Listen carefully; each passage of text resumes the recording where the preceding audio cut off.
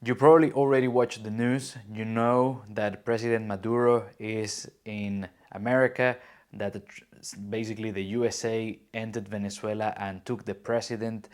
You might be thinking a lot of things, or maybe you have a few questions. I'll do my best to share what I would say about all of this as a Venezuelan, and I might be wrong with what I'm going to tell you. I have to obviously give you that disclaimer because this video is going publicly on the internet. It's going to be public, sorry, on the internet.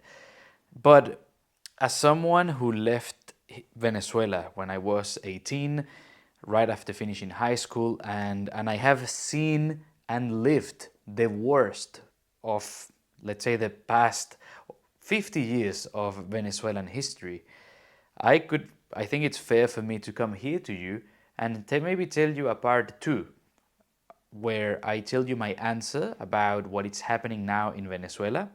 If you are new here, you can check out part one. It's in the link in the description. Or what do we think about this? I think that's the biggest question. What do Venezuelans think about this?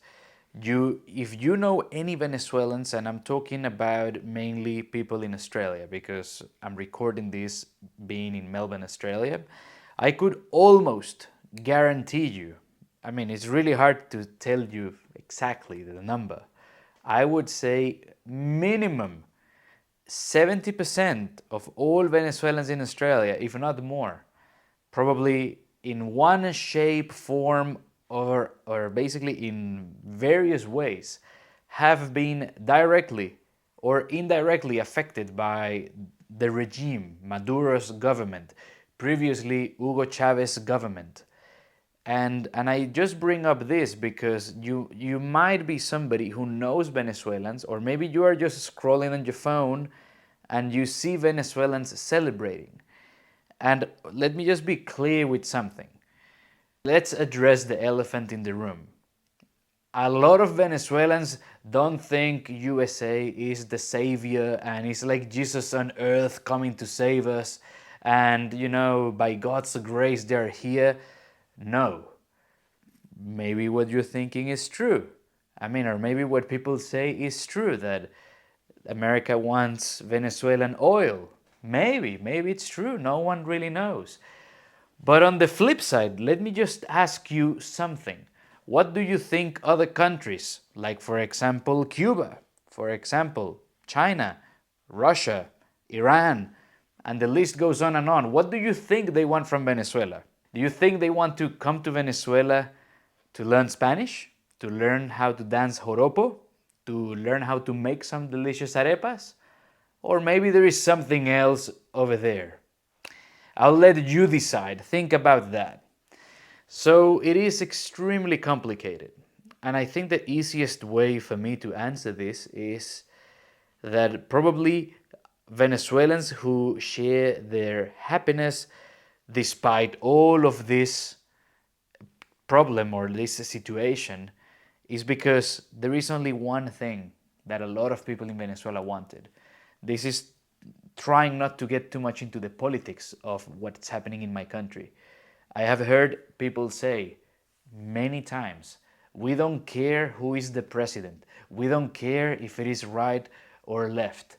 We just want to live well in a country where we don't have inflation through the roof, where you can live with minimum wage, where you can go to a supermarket and there is food, and where you go out on the street and you're not scared thinking you could get shot, thinking you could get kidnapped, or thinking I may not go back home tonight.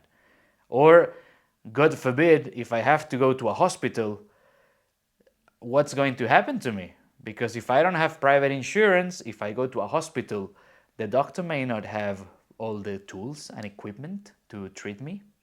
So that's what a lot of Venezuelans want. And the word is change. Putting aside Maduro, Chavez, obviously for like a million reasons. People don't like Chavez and Maduro and what the government did. I'm not here defending the government. They have done some terrible things. Again, I made a video. It's just click down after this one and check it out. It's like a brief introduction to Venezuelan history. in case you're interested in really knowing what is happening in my country. Because one thing is what you hear from someone from the country and someone who has lived an experience versus what you see or what you read online, because it's not always the same. And there is another thing. We talked a bit about the elephant in the room. We talked, or I just told you, Venezuelans want change. Now, a problem is, and I've heard people talk about this, and it is that we shouldn't be fighting violence with violence. And a part of me totally agrees with that. And I'm not saying thank you, America, for coming and bombing military armies and, or like army bases and this and that. But let me just tell you something. It is really complicated, to say the least, because a lot of the Venezuelan army, it's again hard to put a number. I cannot come up here online and say, oh, it is all the people that are in the army. It is 80, 90%. I cannot do that. But what I can tell you is that a lot of them have hurt severely the general public. Right now, I'm recording this and I'm 32 years old. When I was 20, one of my friends, random guy who lives in Caracas, got arrested by the army, beaten up, and I cannot tell you everything that happened, because if I tell you everything that happened, and this is just a random guy, this video is going to be removed from online platforms. What I'm trying to say, and this is just one example of someone who, again, had a bad experience with the army in a peaceful protest. I mean, we are not even talking about those that are not here with us today. How about all the families that have been split? How about all the kids like me? Well, kids, you know. How about all the kids that, you know, they're not here with us today? What happened to them? What are we going to do with them? There is nothing we can do. So it is extremely complicated, because whether you are on the right, whether you are on the left, whether you love Chavez and Maduro, whether you love Trump, whether you love China, whether you love Russia, whether you love petrol, whether you love, regardless of your political position or whatever you think in life, what I'm trying to tell you with this is that the Venezuelan public, people who live in Venezuela and Venezuelans, have been through a lot. And it is extremely hard to just come and say, oh yeah, what America did is right, or no, oh yeah, what America did was wrong. It looks like now everyone is an expert in geopolitical science. And it is really interesting, because now this is happening and this is like affecting the international community, or like, let's say, United Nations and this and that. This is, I mean, I'm going to bring a different topic briefly. This reminds me when I cannot tell you exactly when. I should have done my homework, but I didn't. I thought I'll just record this and tell you now. But this is a bit like when the Nayib Bukele, El Salvador's president, was being, you know, told by somebody in the international community that how dare he to break the human rights of, you know, those gangsters who are now in jail and they are in terrible conditions and this and that and whatnot. And he replied saying, well, look, if you think it's really bad, why didn't you say anything when they were out on the street hurting people, stealing, and again, obviously doing other things, right? What about that time? Or even, I think part of his other response, or maybe this is in a separate interview or tweet or comment, he said something along the lines of, look, if you want them to have a fantastic time and you want to treat them well, we'll send them on a plane. Go and give them, you know, a stay in your country. I think this was in the USA. Oh, if you think that what we're doing is really bad, we'll ship them to America. Maybe it's Europe, I don't know. But my point is, with Venezuela now, because America basically kidnapped or took the president or breached this international agreement or this or that, now everyone is freaking out. But no one said anything 7 years ago when people in Venezuela were literally starving. when Venezuelans were doing everything to cross the border to go to Colombia and just try to make a decent living. No one said anything about that. No one said absolutely anything about Venezuelans being like drug dealers, stacking up cash because we had so much inflation that we have to basically weigh the money. We have to weigh cash. You know what you've read in history books? I think this, well, in Germany, that the cash was, priceless. This happened in my country, and no one talks about that. And the list goes on and on. People who talked about human rights. What about all the people that have been through, let's say, a bad experience? I'm being extremely careful with the word choices that I'm using in this video because, again, I'm just a YouTuber or like a teacher, someone here on the internet with 1,000 subscribers on YouTube and like 6,000 followers on Instagram. I'm not a big star, but this video could be turned down. And on top of that, another thing that is worth mentioning, which I did mention in my other video, I could be in a lot of danger for just doing this, for just posting a video about what is happening in my country. I have the privilege to be in Australia. I'm grateful that I am here and that I can post this. I don't know if I could do the same if I were in Venezuela right now. And probably people being in Venezuela are probably scared of, speaking out, because those who have done that have faced the consequences. So when you ask me, or when you look at images of, the US bombarding key areas of Venezuela, which, by the way, from what we know now, is not like they were bombing the whole city of Caracas and they were, wiping out half the population or anything. It was apparently like a very strategic attack, and from what I know now and from what we know, correct me in the comments if I'm wrong, civilians have not been affected or attacked, or the number of victims has been kept to a minimum, which is good news because, again, going back with facing violence with violence, the last thing we want is obviously, more blood. We don't want that. However, Venezuela has tried peaceful protests. We have tried talking to the United Nations. We have tried talking to other countries in the region, and nothing has happened over the past, 26, 27 years. Let's round that up to 30. Over the past 30 years, no one has talked about it. Nothing has happened. I think like one of the closest things that have happened is other countries in South America using Venezuela's situation to say, we are going to become like Venezuela if we vote this or if we do that. And then on top of that, you have all the problem with like the drugs, the problems that Venezuelans are facing, being discriminated against overseas.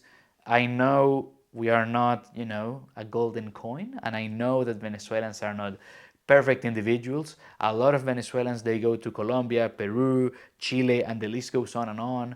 A lot of them break the rules. A lot of them maybe make fun of them, and they shouldn't do that. I understand that. But on top of all that, Venezuela's situation has been so bad, to not use another word, that even criminals, even gangsters, even gangs have left the country. Could you imagine how bad a country can get so that the gangsters leave the country? That happened in Venezuela. So when you ask me what do I think about this, it is complicated. It is a mix of feelings. It is like I am happy, I am sad, for a million reasons. I'm going to make this video good, I don't know. It will be easily an hour podcast if I go way in detail. But if you're watching this and you are basically, at least this is for my people in Australia, I would say that the overwhelmingly majority, if not all Venezuelans, are happy, are overjoyed, because there is a bit of light at the end of the tunnel. Because there is Venezuelans who are here in Australia who cannot go back to Venezuela, or who were not allowed to go back to Venezuela for a variety of reasons. And as I said, I could be putting myself in danger. If I had maybe, instead of 1,000 subscribers on YouTube, if I had maybe, let's say, I don't know, 50,000, 100,000, if I had a bit of a bigger following, maybe if I made this video and I went back to Venezuela, something bad would happen to me. And that's a problem, you know? So all in all, it is complicated. As a summary, I feel like I'm repeating myself, but I would just say that the key word in all of this is change. Obviously, violence is not an answer. It shouldn't be the answer. Let's see what happens with all these international arrangements. But again, to me, it's just a bit interesting that when Chavez was around and he was giving a lot of money and helping out other countries and being very friendly and stuff, no one said anything about the bad things he was doing in Venezuela. Now he's not here with us. And now we have Maduro. We went through a crisis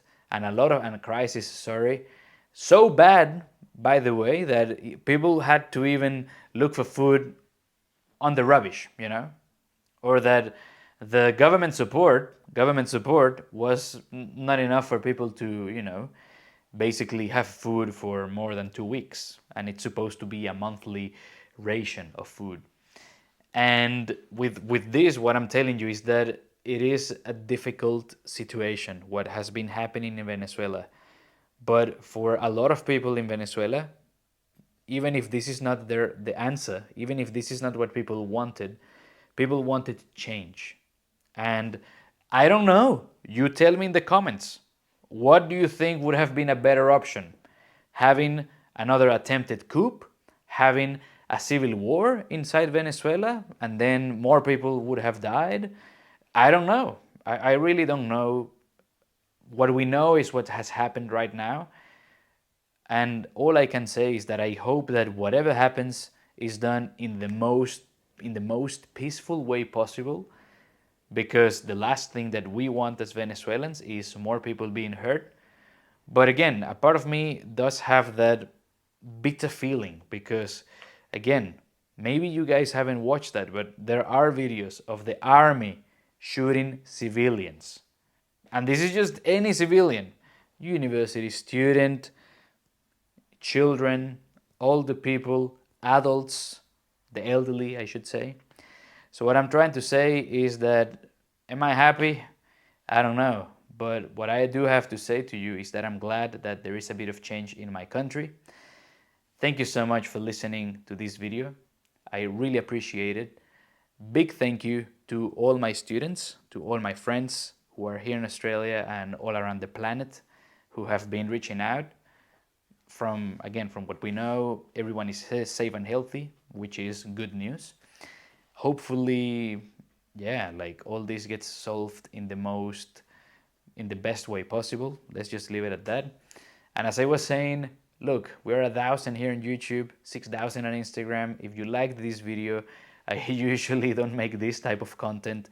My videos are more about learning languages, improving our English, life in Australia, preparing for IELTS and PTE. If you want to prepare for these exams, you can study with me. Check out the link in the description for my weekly lessons.